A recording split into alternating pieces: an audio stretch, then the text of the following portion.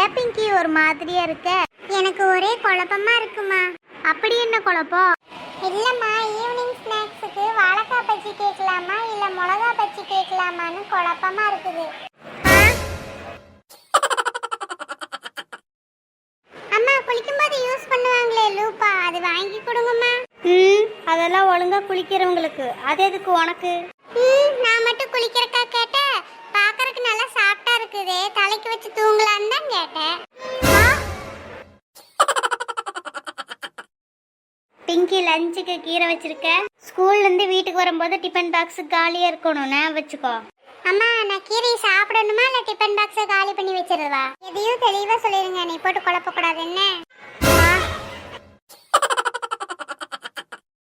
அம்மா, நான் சுப்பா டான்ஸ் கத்துக்கலான்னு இருக்கிறேம்மா. சும்மா போயிட்டு வரேன்னா போயிட்டு வா, நான் பீஸ் எல்லாம் தர மாட்டேன். ஏம்மா, சும்மா போயிட்டு வரக்கு அது என்ன சும்மா கிளாஸா? சும்பா கிளாஸ். பீஸ் கொடுத்தா தான் சேர்த்துக்குவாங்க. அம்மா, பக்கத்து வீட்டு ஆண்டி நீங்க கோயிலுக்கு வரீங்களான்னு கேட்டாங்கம்மா. அதெல்லாம் ஒண்ணும் வேணாமா, நான் வீட்லயே இருக்கேன். ஏன்னா வீட்லயே அடைஞ்சு கிடக்குறீங்க? 4 இடத்துக்கு போயிட்டு வந்தாதான் என்ன? எதுக்கு?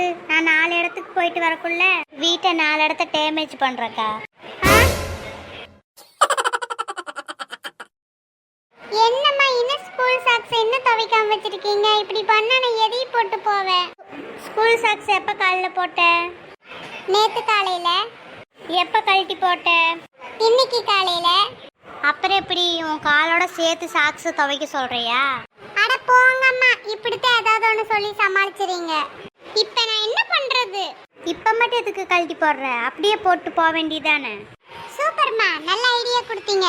இப்படியே ஒரு வாரத்துக்கு இதே சாக்ஸ் போட்டு எப்படி ஸ்கூலுக்கு போறேன்னு மட்டும் பாருங்கம்மா.